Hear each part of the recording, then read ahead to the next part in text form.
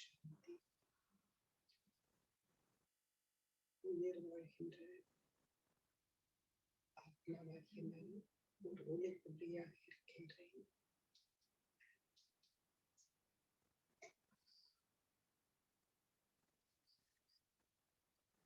என்னுடைய விழிப்புணர்வில் நான் ஓர் ஆத்மா.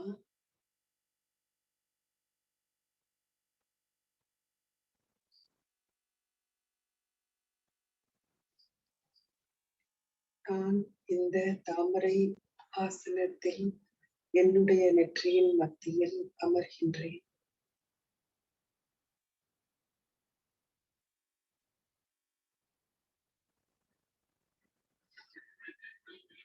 என்னுடைய சொந்த உடலை நான் இயற்கையின் ஒரு அங்கமாக பார்க்கின்றேன்.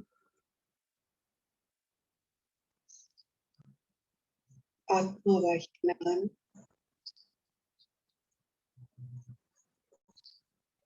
இயற்கையின் தத்துவங்களை என்னுடைய உடலின் ரூபத்தில் நான் என்னுடைய பாகத்தை நடிப்பதற்கு பயன்படுத்துகின்றேன். என்னுடைய தூய எண்ணங்களின் மூலமாகவும் புரிந்துணர்வின் மூலமாகவும் என்னுடைய அன்புமிக்க எண்ணங்களின் மூலமும் என்னுடைய உடலை நான்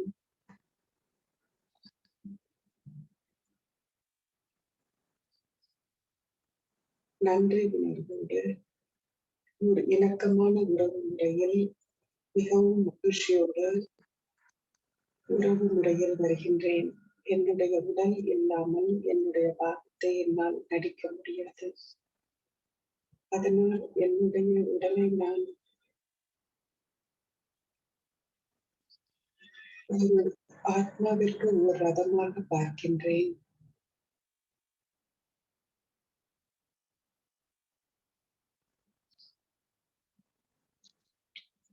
என்னுடைய பாகத்தை நடிப்பதற்கு ஓர் ஆடையாக பார்க்கின்றேன்.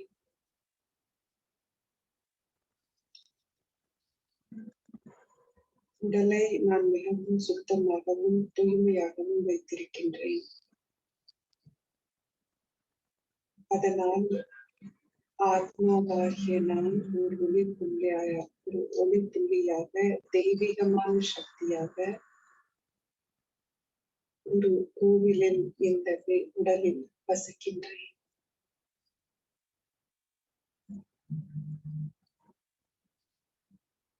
சிறந்த முறையில் நான் பராமரிக்கின்றேன். ஏனென்றால் கர்மயோகம் செய்வதற்கு, வாழ்க்கையின் பயணத்தில் செல்வதற்கு இது ஓர் வாகனம். என்னுடைய உடல் ஓர் வாகனம்.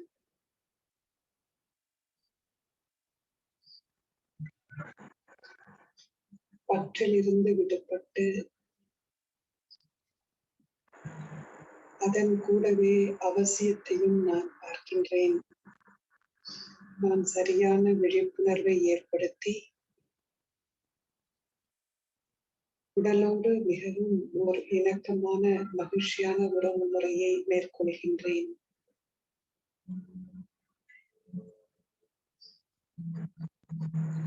ஒவ்வொரு எண்ணத்திற்கும் அதிர்வலைகள் இருக்கின்றன. அந்த அதிர்வலைகள் உடலிலும் இயற்கை தத்துவங்கள், அதாவது உடல் இயற்கை தத்துவங்களால் ஆக்கப்பட்டிருக்கு.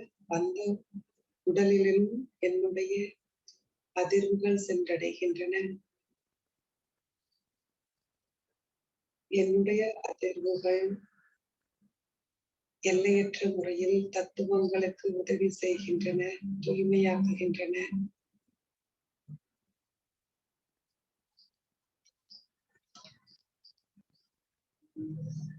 தத்துவங்கள் உடலுக்கு பராமரிப்பை அளிக்கின்றன. உணவு, தண்ணீர், காற்று, அனைத்து தத்துவங்களும் உடலுக்கு பராமரிப்பு அளிப்பதில் உதவி செய்கின்றன.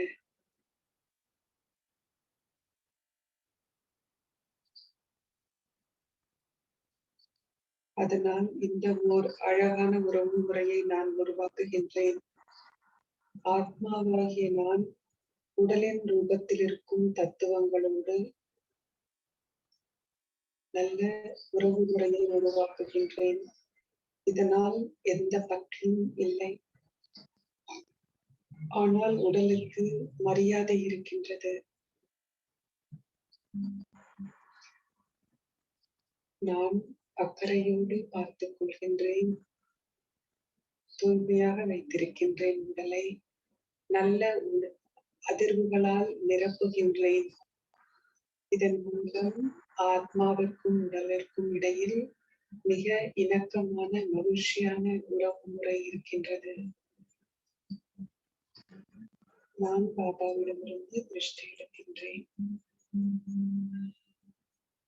உடலை பயன்படுத்துகின்றார் என்பதிலிருந்து நான் படித்துக் கொள்கின்றேன். அதே முறையில் அவ்யக்த பாப்தாதா எவ்வாறு தாதி குல்சாரின் உடலை பயன்படுத்துகின்றார் என்பதிலிருந்து நானும் படித்துக் கொள்கின்றேன், கற்றுக்கொள்கின்றேன்.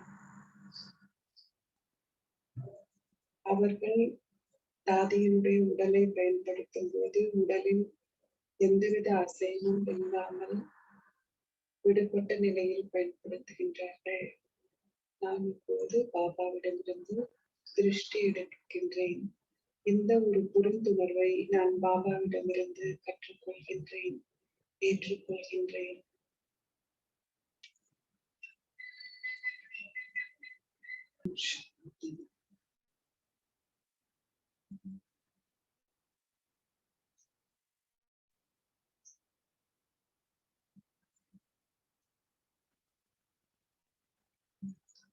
எல்லோரும் நன்றாக இருக்கின்றேன், நம்புகின்றேன். 7 நாட்களுக்கு எப்பொழுதுமே முக்கியத்துவம் உள்ளது. நாம் ஆத்ம உணர்வு பயிற்சியை 7 நாளைக்கு முடிவுக்கு கொண்டு வருகின்றோம். 100% 7 நாட்களில் ஆத்ம உணர்வுக்கு வந்துவிட்டோம் அப்படின்னு அர்த்தமில்லை. ஆனால் நாம் பயிற்சி செய்திருக்கின்றோம். எதிர்காலத்திலும் எந்த ஒரு நிகழ்ச்சியும் இல்லாமல் நாமவே சுயமாக தனியாக ஒவ்வொரு வாரம் இந்த மாதிரி ஒரு பயிற்சியை நான் எடுத்துக் கொள்ளலாம். நானே ஒரு நிகழ்வை உருவாக்கிக் கொள்ளலாம்.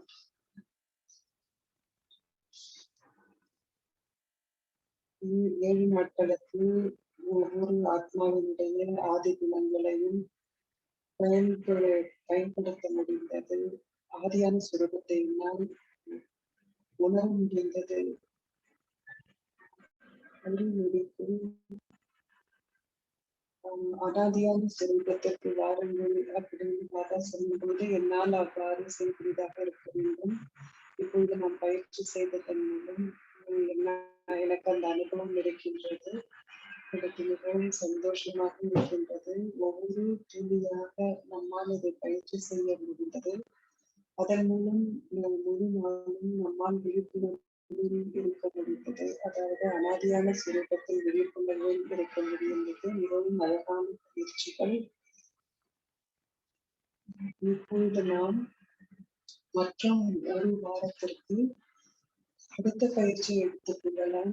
பாபா வந்து சொல்றார், என்னுடைய உடலோடு நான் வைத்திருக்கும் உறவு முறை,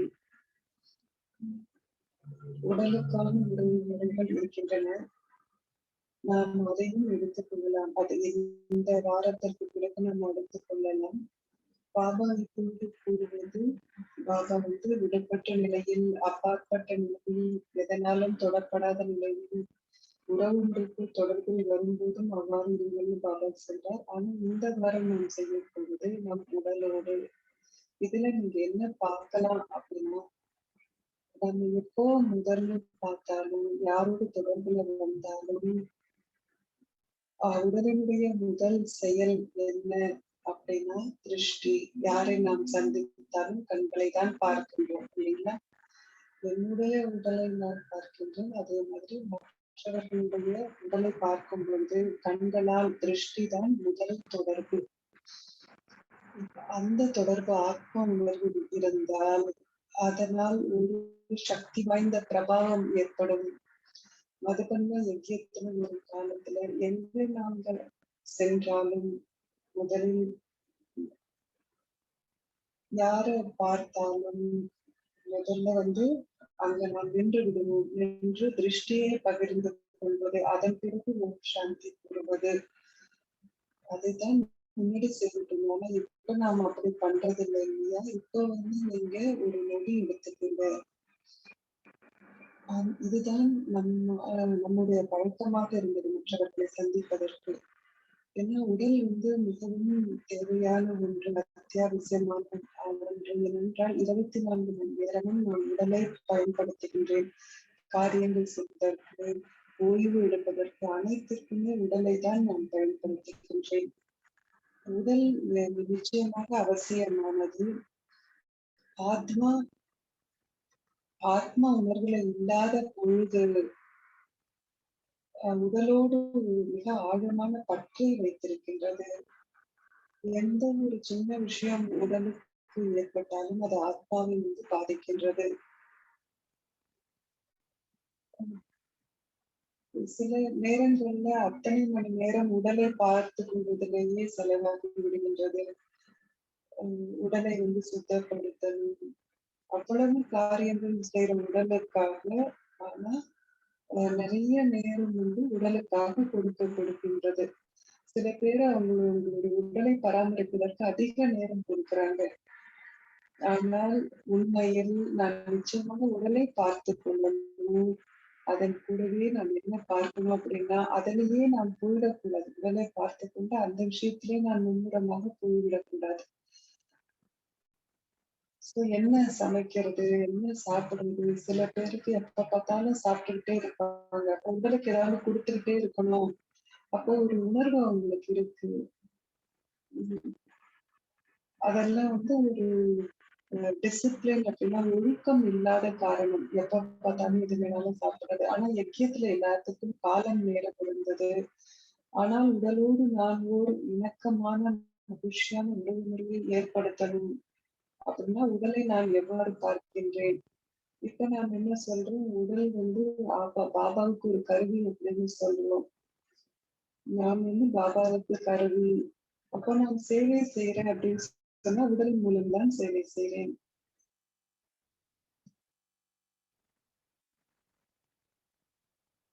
இப்போ உடலை நாம் ஓர் ரதமாக பார்க்கலாம். சிவ பாபா சொல்றார், நான் பேசணுமானா எனக்கு உடல் வேணும், எனக்கு ரதம் வேணும், நான் ரதத்தில் வருகின்றேன்னு சொல்றார்.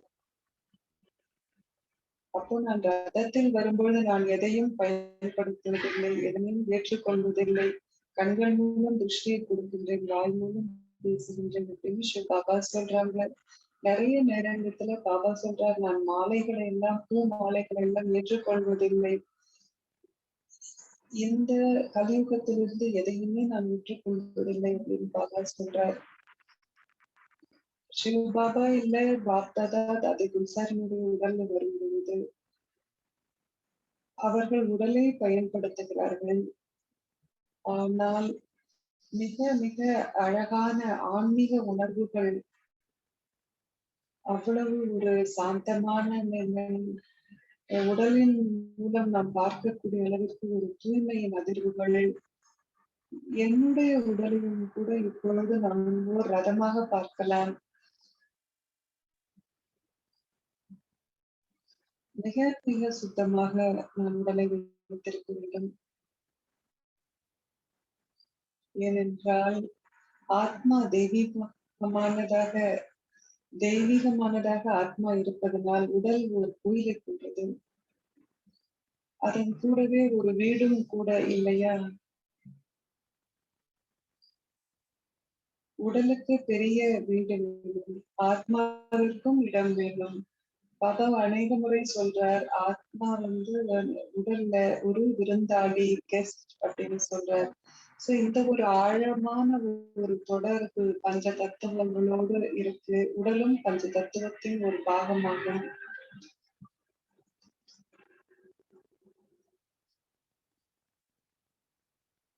ஒரு ஆழமான சமஸ்காரங்களினுடைய தொடர்பும் இருக்கு உடலுக்கும் ஆத்மாவுக்கும் நடுவுல. உடலுக்குள் ஆத்மா உணர்வில் நாம் இருக்கும் பொழுது இருப்பது பிரம்மா பாபாவை நாம் பார்க்கும் பொழுது எவ்வாறு அவருக்கு உதவியது, கடைசி நேரம் வரை, நொடி வரை பாபாவினுடைய அந்த மனம், புத்தி, சுபாவம் மற்றும் உடல் உறுப்புகள் எல்லாமே மிக மிக ஆரோக்கியமாக இருந்தன. நானும் ஆத்ம உணர்வில் இருக்கும் பொழுது, இருந்து உடலை பயன்படுத்தும் பொழுது, இன்றைக்கு பாபா குருவில சொன்னது போல் உடல் ஆரோக்கியத்திற்கு உதவி செய்யும். ஹிந்தியில ஸ்வஸ்த் அப்படின்னு சொல்லப்படுது. ஆரோக்கியம்னா ஸ்வஸ்த். அப்போ பாபா வந்து ஸ்வஸ்திதி அப்படின்னு சொல்லும்போது சுயத்திற்குரிய ஸ்திதியை குறிக்கின்றது. அதனால் அன்பு, அமைதி எல்லாம் இருக்கின்றது. என்னுடைய ஸ்திதி ஸ்திரமாக இருக்கும்போது அது உடலை ஆரோக்கியமாக வைப்பதற்கு உதவி செய்கின்றது. ஆனால் உள்ளுக்குள் நிறைய ஒரு பற்று இருக்கு, நிறைய பிரச்சனைகள் இருக்கு, எரிச்சல் ஏற்படுது. எதுவாக இருந்தாலும் அதுவும் உடலை பாதிக்கும். பாபா சொன்னார், உங்களுக்கு வந்து உடல் நலம் சரியில்லை அப்படின்னா கூட நீங்கள் நிச்சயமாக அந்த உடலினுடைய அந்த வலியை அனுபவம் செய்யாமல் உங்களால் இருக்க முடியும். ஒண்ணு வந்து உடல் சரியில்லாமல் இருப்பது, இன்னொன்னு பயம். பயத்தினால் என்ன நடக்கும், எப்படி நடக்கும் அப்படின்னு பல எண்ணங்கள் ஏற்படுகின்றன.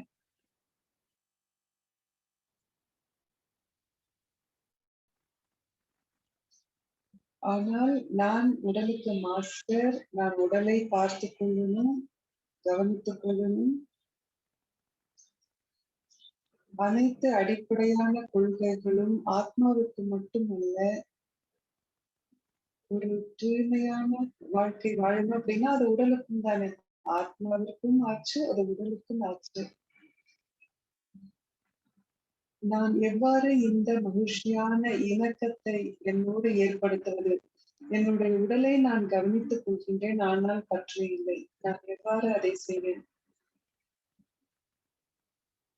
இதன் காரணமாகத்தான் பாபா பாம்பினுடைய உதாரணத்தை எடுத்துக் கொடுக்கின்றார். பழைய பழைய தோல் வந்து நீக்கப்படுது. புது தோல் வரும்போது பழைய தோல் இயல்பாக வெறும் இயற்கையான முறையில் பாம்பு வந்து அதனை துறந்து விடுகின்றது. அதே மாதிரி இன்னைக்கு வந்து நமக்கு பற்று நிறைய இருக்கின்றது. அப்ப பற்று இருக்கவங்க என்ன சொல்றாங்க, கடைசி வரைக்கும் அவங்க என்ன செய்யறாங்க, பற்று இருக்கிறவங்க உடலுக்கு. ஒரு சிஸ்டர் இருந்தாங்க, அவங்க வந்து ஹார்மோனி ஹவுஸ்ல ஒரு ஸ்டூடெண்டா இருந்தாங்க. அவங்க வந்து மேன்ஹாட்டன்ல இருக்காங்க. அவங்க வந்து ஜோயிஷ் அவங்க. அவங்க ஒரு குறிப்பிட்ட நேரங்கள் வரும்போது அவங்க எதுவுமே சாப்பிடல. நிறைய அவங்களுக்கு வந்து இது பிடிக்குமோ அது பிடிக்குமோ அப்படின்னு எதுவும் சாப்பாடெல்லாம் அமைச்சோம். ஆனா அவங்க வந்து முடிவு பண்ணிட்டாங்க, நான் எந்த ஒரு வைத்தியமும் செய்து கொள்ள போவதில்லை. முழு நாளும் அவங்க வெள்ளை துணி தான் போட்டிருப்பாங்க. எப்ப நாங்க போனாலும் அவங்க ஒரு தேவதை போல இருந்தாங்க. ஆனா எதுவுமே அவங்க சாப்பிடல. என்னால எதுவுமே சாப்பிட முடியாது. எதுவுமே அவங்க இடத்துக்கு எனக்கு பசியும் இல்லை. எனக்கு ஒரு சுவை உணர்வும் இல்லை. அவ்வளவு ஒரு அழகான விதத்துல அவங்க உடலை வந்து விட்டாங்க. அவங்களுடைய புரிந்துணர்வு என்ன அப்படின்னா, ஆத்மாவும் உடலுக்கும் இருக்கிற அந்த உறவு முறையை அவர்கள் புரிந்து கொண்ட விதம் அப்பேற்பட்டதாக இருந்தது.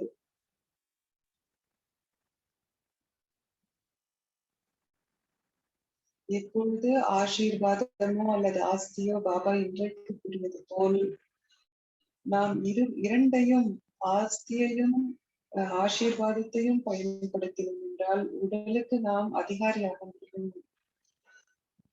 இப்பொழுது நமக்கு ஞானம் இருக்கின்றது. முன்னாடி ஞானம் இல்லாத பொழுது நாம் மிக சரியான காரியங்கள் செய்யவில்லை. அப்ப கோபம் இருந்தது, பல விகாரங்கள் இருந்தன. ஆனால் பாபா கிட்ட வந்த பிறகு நாம் உடலை உன்னதமான மேன்மையான காரியங்களுக்காக மட்டும்தான் பயன்படுத்துகிறோம். பாபாவினுடைய தூய்மையினுடைய கோட்பாடுகளை நாம் பின்பற்றுகின்றோம். அது உடலுக்கு மிகவும் நல்ல ஒரு விஷயம். பாபா நமக்கு புரிந்துணர்வை இப்பொழுது கொடுத்திருக்கின்றார். எப்படி பற்று இல்லாமல் நேரம் மற்றும் யோக சக்தியின் மூலம் பற்றற்று உடலற்ற நிலையில் இருக்கும் பயிற்சியின் மூலம் நான் உடலினுடைய ஒரு பந்தனத்திலிருந்து உடல் மேல் இருக்கும் பற்றிலிருந்து பந்தனத்திலிருந்து நான் விடுபட்டு இருக்க வேண்டும். மற்றவர்களை நாம் பார்க்கும் பொழுது கூட நாம் முதல்ல உடலைத்தான் பார்க்கின்றோம். என்னுடைய சொந்த உடலுக்காக நான் கொண்டிருக்க வேண்டிய பார்வை என்ன? மற்றவர்களினுடைய உடலுக்காக நான் கொண்டிருக்க வேண்டிய பார்வை என்ன? ஏனென்றால் அதுதான் முதல் காரியம். முதல் புலன் அங்கம் வேலை செய்வது கண்கள் தான். அதனால் ஆத்ம உணர்வு பயிற்சி செயலில் இருக்கும் பொழுது ஆத்ம உணர்வின் பயிற்சி ஒவ்வொருவரையும் நம்மையும் மற்றவரையும் என்னுடைய உடலுக்காக நான் கொண்டிருக்கும் பார்வையும் மற்றவர்களை நான் பார்க்கும் விதமும் மிக மிக நன்றி உணர்வு கலர்ந்ததோடு இருக்க வேண்டும். ஆத்மாவாக நான் உடலை பார்க்கின்றேன். உடல் மூலம் ஆத்மாவாக நான் எல்லையற்ற சேவையை செய்கின்றேன்.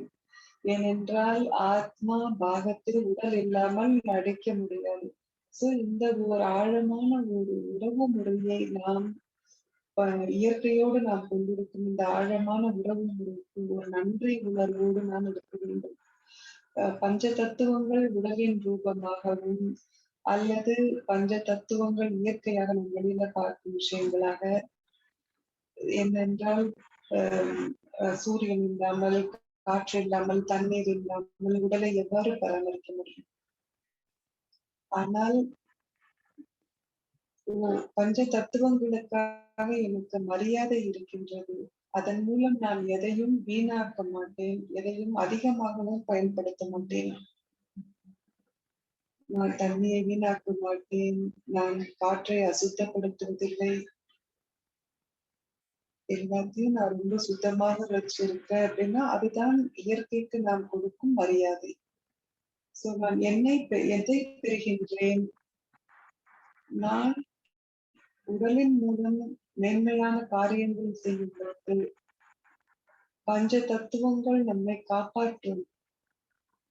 தத்துவங்கள் எப்பொழுதும் உங்களுக்கு வேண்டிய அனைத்தையும் கொடுக்கும். பாபா தான் சொல்றாரு, உங்களுக்கு பருப்பும் ரொட்டியும் கிடைக்கும், இந்த பருப்பும் சாதமும் கிடைக்கும் அப்படின்னு பாபா சொல்றார். பாபா உத்தரவாதம் அளிக்கின்றார். ஏனென்றால் நான் உடலை மென்மையான காரியங்களுக்காக பயன்படுத்துகின்றேன். இந்த வாரம் நாம் வெவ்வேறு வழிமுறைகள்ல நாம் இதை பயிற்சி செய்யலாம். முதலில் உடலோடு நாம் நிறைய பேர் நம்ம கேட்டிருந்தா கூட பாபா சொல்வதை நாம் பயன்படுத்தி இருக்கமான தெரியல. ஏன்னா பாபா சொல்றாரு இது வந்து ஒரு வாகனம், ஒரு ரதம், ஒரு சட்டை, ஒரு வீடு இப்படின்னா பாபா சொல்லியிருக்காரு. நாமளும் கூட இந்த உடலுக்கு ஒரு கெஸ்ட் விருந்தாளின்னு பாபா சொல்லியிருக்கிறார். ஆனா இந்த முழு வாரமும் நாம் இதை பயிற்சி செய்வோம்.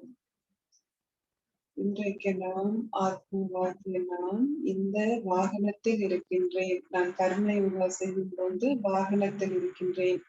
ஆத்மாவாகிய நான் ஒரு தூய்மையான உயிர் வாழும் சக்தி கோயிலில் இருக்கின்றேன்.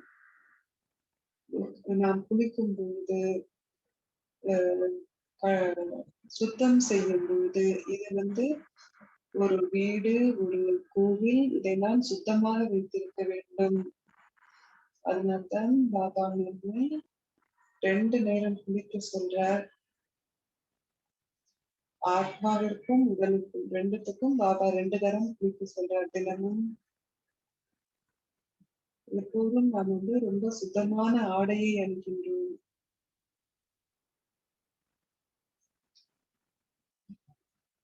அப்போதான் தாதி ஜானகி எப்போதும் சொல்வாங்க, சுத்தமாக இருப்பது ரொம்ப மிக மிக அவசியமான விஷயம்.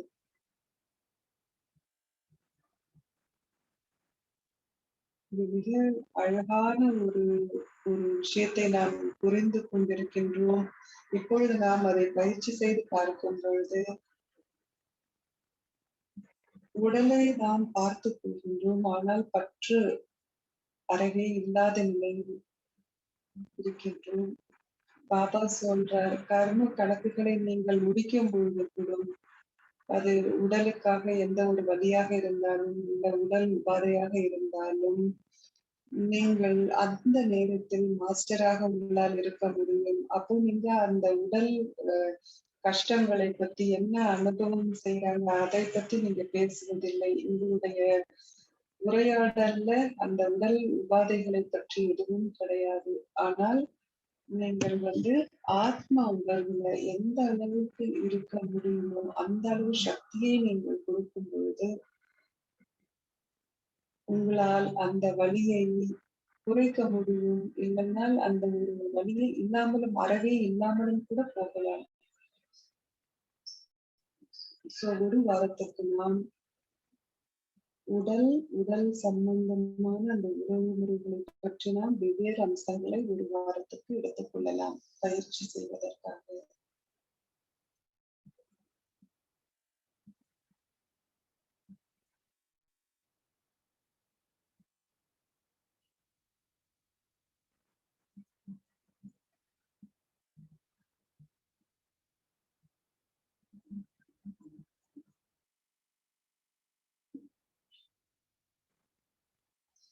கலாபுரம் சாந்தி சொல்றாங்க. எல்லாருக்கும் மாலை வணக்கம். ஒவ்வொருவரும் நான் உணர்வதை போலவே உணர்கின்றீர்கள் அப்படின்னு நினைக்கிறேன். மோகினி தீதியோடு இதை அவர்கள் கூறுவதை கேட்ட உடனேயே நாம் கேட்டவற்றை நாம் உணர வேண்டும், இதயத்தின் ஆழத்திலிருந்து உணர வேண்டும் அப்படின்னு நாம நினைக்கிறோம். நான் உணர்வதைப் போலவே நீங்களும் உணர்கின்றீர்கள் அப்படின்னு நினைக்கிறேன். அவ்வளவு அழகான அம்சங்களையும் பயிற்சிகளையும் எடுத்து சொல்றாங்க தீதி. 7 நாள் பட்டியை நாம் முடித்திருக்கின்றோம். இந்த பட்டி மீண்டும் தொடர்கின்றது அடுத்த 7 நாட்களுக்கு. ஏன்னா ஒரு மாதத்திற்கு நாம் எடுத்துக் கொண்டிருக்கின்றோம். ஆத்ம உணர்வினுடைய 2வது பாகத்திற்கு நாம் இன்று செல்கின்றோம். தேவி மோகினி நேற்றும் நல்ல விஷயங்களை சொன்னாங்க. நமக்காக இந்த மாதத்தின் கடைசியில நம்ம அனைவரையும் பார்க்கும்போது நாம் எல்லோருமே ஆத்ம உணர்வு பயிற்சியில மிகவும் தேர்ந்தவர்களாக இருப்போம். நம்முடைய அனாதையான சொரூபத்தில் ஒரு நொடியில் நம்மால் ஸ்திரப்படுத்திக் கொள்ள முடியும். இது மிகவும் இயற்கையான ஒரு வழியில நமக்கு இந்த பயிற்சி நம்மை கொண்டு வந்துவிடும். இன்றைக்கு நாம் 2ஆம் அம்சமான நீங்கள் ஏற்கனவே கேட்டது போல ஆத்மா உடலில் இருக்கும் பொழுது என்ன செய்ய வேண்டும் அப்படின்னு இருந்தது. போன வாரம் நாம் பார்த்ததெல்லாம் ஆத்மாவினுடைய அனாதியான அந்த குணங்களை பற்றி பார்த்தோம். இன்றைக்கு இன்றையிலிருந்து ஆத்மாவாகிய நான் உடலில் இருக்கும் பொழுது எவ்வாறு இருக்கின்றது அப்படிங்கிறத நம்ம அனுபவம் பண்ண போறோம். ஏன்னா பாபாட்டிலிருந்து நம்ம நிறைய ஞானம் பெற்றிருக்கின்றோம். நிறைய சந்தர்ப்பம் நமக்கு கிடைச்சிருக்கு. உடலை வேறு விதமாக பயன்படுத்துவதற்கு கடவுளுக்கு ஒரு கருவியாக பயன்படுத்தும் போது நம்முடைய உணர்வு எப்படி இருக்கின்றது அப்படிங்கிறதை நாம் பயிற்சி செய்ய போகின்றோம். நிறைய விதமான உதாரணங்களை நாம பயன்படுத்தலாம். விஷுவல்ஸ் அப்படின்னா பார்க்கக்கூடிய ஒரு சின்னமாக ரூபமாக பாபா சொல்றார். இது உடல் ஒரு ரதம், உடல் ஒரு கோயில், நான் கோயிலில் இருக்கும் ஒரு தெய்வீகமான உயிர், உடல் ஒரு வீடு, நான் உடலில் வாழ்கின்றேன், நான் உடலுக்கு ஒரு மாஸ்டர், நான் தான் உடலை ஓட்டும் ஓட்டுநர், உடல் ஒரு வாகனம். இப்படி விதவிதமான கருத்துக்கள் இருக்கு. ஒவ்வொரு நாளும் ஒவ்வொரு நாளில் வெவ்வேறு விதமான உணர்வுகளை நாம் எடுத்துக் கொள்ளலாம். 5 முறை நாம் ஒரு நாளைக்கு இந்த பயிற்சியை செய்யப்படும். ஒவ்வொரு நாளும் நீங்க எத்தனை முறை வேண்டுமானாலும், எத்தனை துளிகளை வேண்டுமானாலும் நீங்கள் உருவாக்கலாம். உங்களுடைய விழிப்புணர்வின் மூலம் இது மிக அழகான ஒரு அம்சம். ஆத்மா பஞ்ச தத்துவங்களால் ஆக்கப்பட்டிருக்கு. இயற்கை நமக்கு இந்த ஒரு பரிசை கொடுத்திருக்கின்ற இந்த உடல் இயற்கை நமக்கு கொடுத்த பரிசு. இதிலிருந்து நாம் எல்லையற்ற தத்துவத்திற்கு போகின்றோம். அதுதான் ஆத்மா இந்த உடல்ல இருக்கு.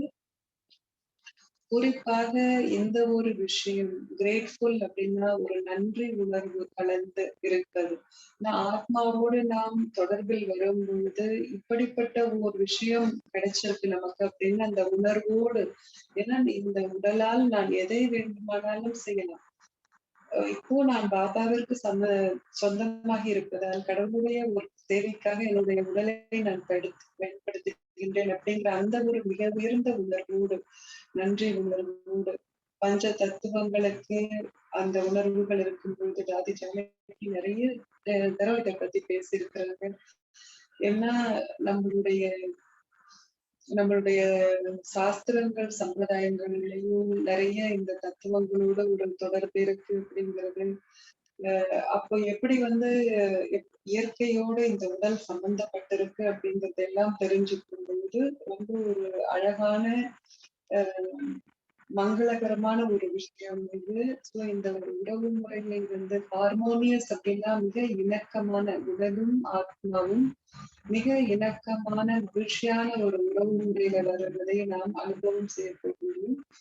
பாபாவும் கூட இன்னைக்கு உடலை பற்றி பேசும்போது பாபா சொன்னார், இன்னைக்கு உடலை பற்றி பாபா பேசும்போது உடலின் ஆரோக்கியத்தை பற்றி பேசினார். பாபா எப்படி நாம ஆரோக்கியமாக இருப்பதற்கு ஒரு பிரிஸ்கிரிப்ஷன் டாக்டர் மருந்து எழுதுற மாதிரி பாபா என்னென்ன செய்யணும்னு சொன்னார். இதை நான் எனக்கு தனிப்பட்ட விதத்துல நான் எடுத்துக்கொள்ளணும். இந்த விஷயத்தை நான் எனக்கு சொந்தமாக்கிக் கொள்ள வேண்டும். பயிற்சி என்னன்னா ஆத்மாவாகிய நான் ஒரு ஒளி புள்ளி, நெற்றியின் மத்தியில் ஒரு உயிர் வாழும் சக்தியாக இருக்கின்றேன். தாமரை சிம்மாசனத்தில் அமர்ந்து என்னுடைய உடலோடு நான் ஒரு மகிழ்ச்சியான இணக்கமான உறவு முறையை அனுபவம் செய்கின்றேன். நான் ஆத்மா ஒளி புள்ளியாக நெற்றியின் மத்தியில் உயிர் வாழ்கின்றேன்.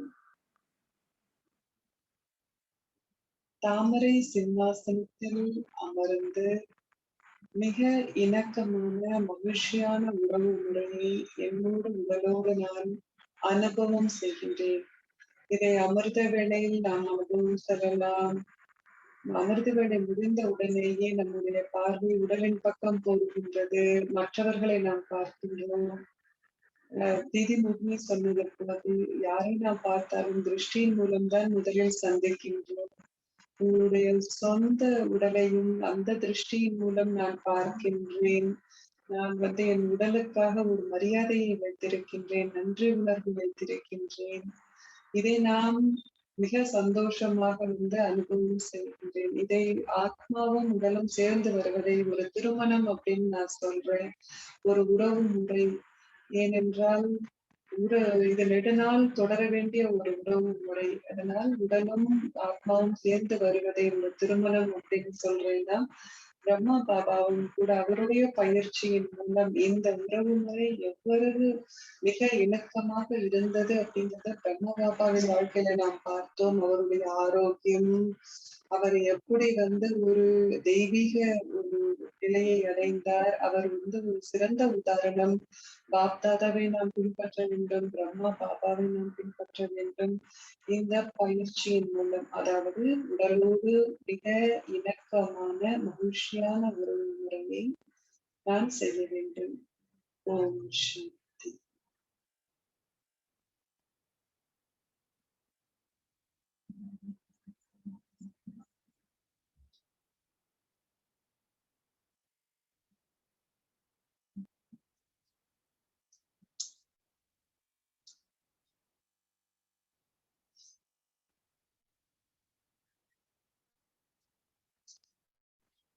நம்மளுடைய நம்மளுடைய முக்கியமான பயிற்சி ஆத்ம உணர்வு திருஷ்டி, ஆத்ம உணர்வு பார்வை. என்னுடைய சொந்த உடலுக்காகவும் மற்றவர்களை பார்க்கும் போதும் செயல்களை செய்யும் போது ஆத்ம உணர்வு திருஷ்டி அப்படிங்கிறது நம்மளுடைய பயிற்சி. ஏனென்றால் நாம் முதலில் பயன்படுத்தும் உடல் உறுப்பு கண்களாகும். அதனால் ஆத்ம உணர்வு திருஷ்டி அல்லது பார்வை என்னுடைய சொந்த உடலுக்காகவும் மற்றவர்களை பார்க்கும் போதும் ஆத்ம உணர்வு திருஷ்டி கண்களின் மூலம் அப்படிங்கிறது இன்றைக்கு பயிற்சி. ஆத்மா முதலில் தன்னுடைய உடலை ஆத்ம உணர்வில் பார்க்க வேண்டும், மற்றவர்களையும் ஆத்மாக்கள் என்று பார்க்க வேண்டும். மற்றவர்கள் நாம் எல்லோரும் சகோதரர்கள், எல்லோருடைய உடலும் கூட கருவியாகும். கர்மயோகி வாழ்க்கையில் எல்லோருக்கும் அவர்களுடைய உடல் ஒரு கருவி. ஏன்னா இந்த முழு நாடகமுமே பாகத்தை முடிக்க வேண்டிய ஒரு விஷயம். அதனால இதை சிந்தித்து பாருங்கள். எவ்வளவு பில்லியன் கணக்கான உடல்கள் இருக்கின்றன. எல்லோருமே வெவ்வேறானவர்கள், வித்தியாசமானவர்கள். எவ்வாறு அனைவருடைய மூக்கு, காது எல்லாமே வேற வேற. அது செயல்படும் விதம் ஒரே மாதிரி இருக்கு. ஆனா அதனுடைய ஒரு வடிவம், அதனுடைய கலர் எல்லாமே வித்தியாசம். எப்படிப்பட்ட படைப்பாளர் இயற்கை படைப்பாளரா படைத்ததா இதை எல்லாம், அல்லது கடவுள் படைத்தவரா? இயற்கைதான் படைத்திருக்கு இல்லையா? ஆனா பஞ்ச தத்துவங்கள்னாலதான் ஆக்கப்பட்டிருக்கு உடல். அதனால்தான் பக்தியின் பாதையில நாம் தத்துவங்களை இந்தியாவுல வழிபடுகின்றோம். நெருப்பை நாம் வழிபடுகின்றோம், மரத்தை வழிபடுகின்றோம், தண்ணியை வழிபாடு செய்கின்றோம். ஏனென்றால் இந்த பஞ்ச தத்துவங்களை தெய்வங்கள்னு சொல்றாங்க. சூரியனை வழிபடுகின்றோம், காற்றை வழிபாடு செய்கின்றோம். ஏனென்றால் இந்த பஞ்ச தத்துவங்கள் தான் உடலை கொடுத்திருக்கு நமக்கு இல்லையா? ஆன்மீக பிறப்பை கடவுள் கொடுத்திருக்கிறார். ஆனால் உடல் தாய் தந்தையரால் கொடுக்கப்பட்டிருக்கு. அதனால்தான் பயாலஜி, அதாவது உயிர்பியல் என்னன்னா இந்த பஞ்ச தத்துவங்கள்னால உடலை கொடுத்திருக்கு. ஆத்மாவில் இருக்கும் சமஸ்காரங்களின் அடிப்படையில நம்முடைய ஃபீச்சர்ஸ் அப்படின்னா முக சாயல்கள் உருவாக்கப்பட்டிருக்கு. ஆத்மாவிற்கும் இயற்கைக்கும் நிறைய, கடவுளுக்கும் நிறைய முக்கியமான ஒரு தொடர்பும் இருக்கின்றது. முக்கியமான பாகத்தையும் இருக்கு அவங்களுக்கு. அதனால்தான் நமக்கு மிக மிக மிக அதிகமான ஒரு மரியாதை இருக்க வேண்டும். அவங்க இதன் மூலம் அது அந்த இயற்கையிலிருந்து அவங்களுக்கு ஏதோ கிடைச்சிருக்கதாலதான் அவங்க வழிபாடு பண்றாங்க. ஏன்னா இப்ப நெருப்புன்னா அதுல இருந்துதான் சமைக்கிறாங்க. அப்போ தண்ணி இல்லாம உயிர் வாழ முடியாது, காற்று இல்லாமல் சுவாசிக்க முடியாது. இத இயற்கை கிட்ட இருந்து கிடைச்சதுனாலதான் அவங்க வழிபாடு பண்றாங்க. அப்போ உடலினுடைய இந்த முழு பராமரிப்புமே இயற்கையினாலதான் நடந்துகிட்டு இருக்கு. இது எவ்வளவு முக்கியமான விஷயம் நமக்கு அப்படிங்கிறத நிறைய பேர் சிந்திச்சு பார்க்கறது இல்ல. நமக்கு மரியாதை இருக்கணும், இயற்கைக்காகவும் மரியாதை இருக்கணும், உடலுக்காகவும் மரியாதை இருக்கணும். எந்த ஒரு பழக்க வழக்கங்களுக்கும் நாம் அடிமையாகி விடக்கூடாது. கெட்ட பழக்கங்கள்னு இல்ல, நல்ல பழக்கங்களுக்கு கூட நாம் அடிமையாகி விடக்கூடாது. அடிமை அப்படின்னு சொன்னா அதுதான் எனக்கு வேணும், அது இல்லாம என்னால முடியாது, ஆசைகள். பாபா சொல்றார், நீங்க எல்லாம் ரொம்ப சுத்தமான ஒரு நாகரிகமான முறையில நீங்க உடுத்தி கொள்ளணும். உடலுக்கு நான் எந்த அலங்காரமும் பண்ணி கொள்ள வேண்டியதில்லை. நான் பண்றேன்னா என்ன பாபா சொல்றார், தங்கத்துல உங்களுக்கு இயற்கையான அழகு இருக்கும். இப்போதும் கூட அப்படித்தான். சோ அப்ப தூய்மை இருக்கும் பொழுது நம்மளுடைய தாதியெல்லாம் பாருங்க எவ்வளவு அழகா இருக்காங்க. அவங்க எந்த ஒரு அழகு சாதன சாமான்களையும் பயன்படுத்துவதில்லை. ம். தோலுக்காக ஏதோ ஒரு கிரீம் வந்து யூஸ் பண்றாங்க. மத்தபடி இயற்கையான அழகு வெளிப்பட ஆரம்பிக்கும் பொழுது தூய்மையிலிருந்து அங்கு ஒரு ஆழமான தொடர்பு இருக்கின்றது. எந்த அளவுக்கு ஆத்மா தூய்மையாறாங்களோ, எந்த அளவுக்கு ஆத்மா அமைதியாகுதோ, அப்ப நம்முடைய முகத்தினுடைய அந்த சாயல், முகத்தினுடைய அந்த அங்கங்கள், உடல் உறுப்புக்கள் வந்து அமைதியை வெளிப்படுத்துகின்றது. அப்போ மத்தவங்க நம்மள பார்க்கும்போது, "எப்படி நீங்கலாம் இவ்ளோ அமைதியா இருக்கிறீங்க?" அப்படின்னு கேட்கறாங்க. சோ அப்ப ஆத்மால இருக்கிறது முகத்துல தெரியறது இல்லையா? அதனால உடலை வந்து நாம் விகாரத்தினால உடலை பயன்படுத்துறோம்னா, அது வந்து அப்யூஸ், அதாவது சரியான முறை இல்ல. ஆனா ஆத்மாவினுடைய ஆழ்ந்த உணர்வுகள்ல இருந்து நாம் கர்மயோகம் செய்யும் பொழுது, நம்முடைய கடமைகளை ஆற்றும் பொழுது, நிச்சயமாக நான் உடல் வந்து சரியான வழியில் பயன்படுத்துகின்றேன். எந்த அளவுக்கு நான் இயற்கையை வந்து நான் மதிக்கின்றேனோ, அந்த அளவுக்கு இயற்கை கிட்ட இருந்து எனக்கு கிடைச்சிட்டு இருக்கும். இது வந்து ஒரு மிக சிறந்த வெளிப்பாடு நமக்கு. இது ஒரு சிறந்த புது விதமான பயிற்சி. ஓம் சாந்தி.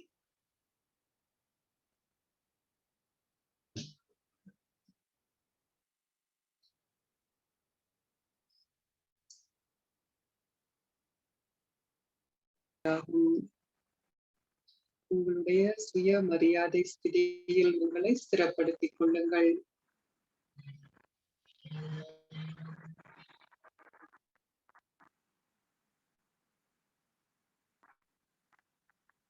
நான் திருஷ்டி எடுக்கும் பொழுது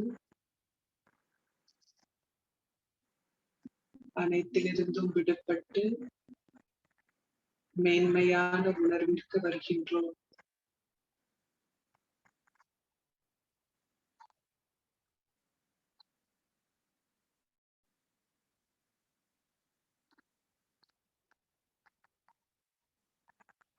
ஒளியை அனைத்து திசைகளிலும் பரப்பி ஒளி மற்றும் சக்தியை உலகின் அனைத்து திசைகளிலும் பரப்புவோம்.